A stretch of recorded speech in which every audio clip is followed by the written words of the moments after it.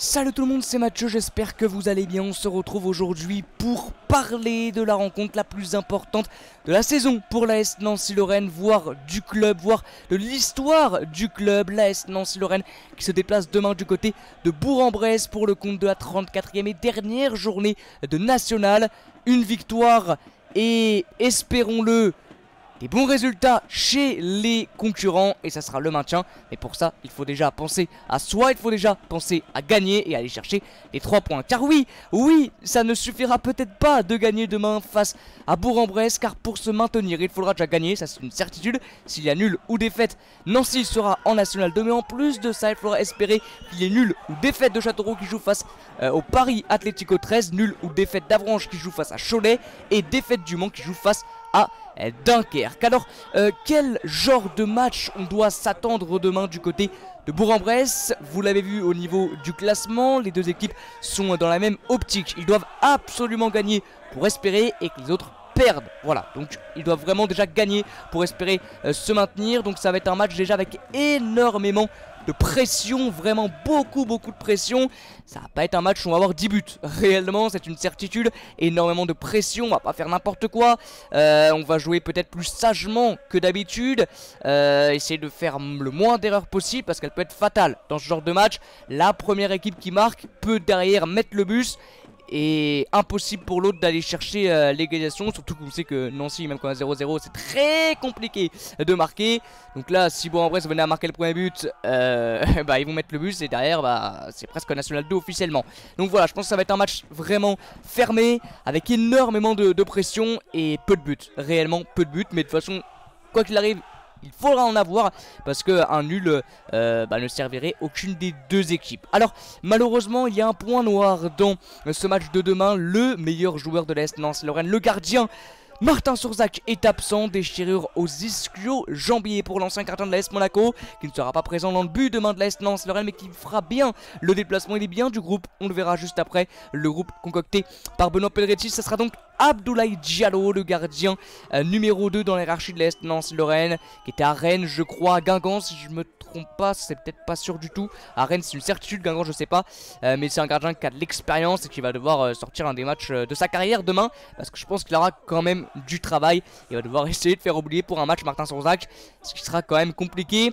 Et j'en profite pour le remercier. Il râlera pas la vidéo, c'est une certitude, mais merci beaucoup vraiment parce que pour dire que le meilleur joueur de la saison c'est ton gardien, c'est vraiment qu'on n'a pas fait une bonne saison et que s'il n'était pas là, on serait pas 13ème. Réellement, on serait pas 13ème, il en a sauvé des points et il a été vraiment très bon. Donc merci à toi, c'est vraiment un gars qui mouille le maillot, ça c'est une certitude et qui a un amour profond pour le club. Le groupe donc de l'AS Nancy-Lorraine de Benoît Pelleretti, allongé à 19 joueurs. Je vous rappelle que sur la feuille de match que 16 peuvent être présents. Donc on a Martin Surzac, lui c'est sûr, il sera pas présent sur la feuille de match mais il fait quand même le déplacement, donc il est dans le groupe. Diallo et Gianno Ruyo, donc les deux autres gardiens.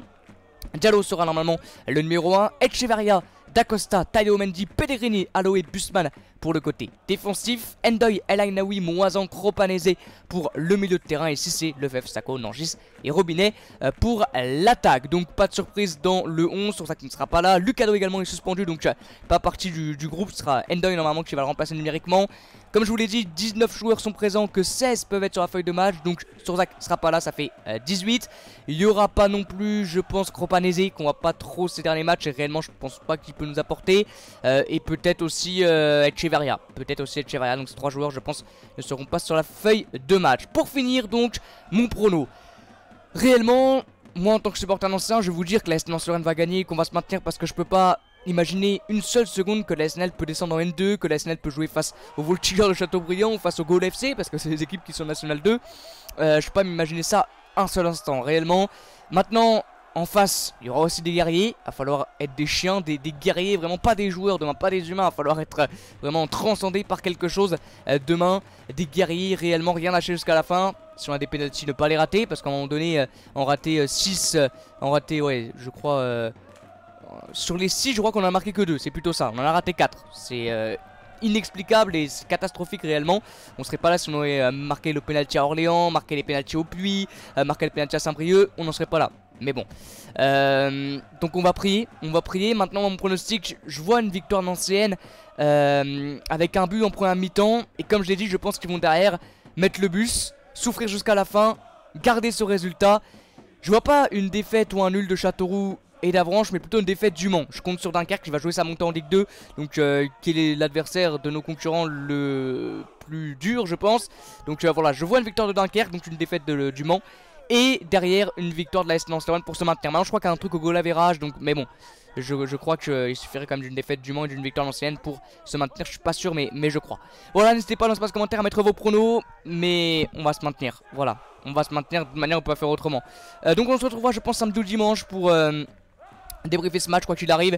Soit dans la joie, soit dans les pleurs. Mais on se retrouvera samedi ou dimanche pour parler de cette rencontre-là. Et on refera une vidéo pour faire un bilan, une vidéo assez longue pour faire le bilan de la saison ancienne.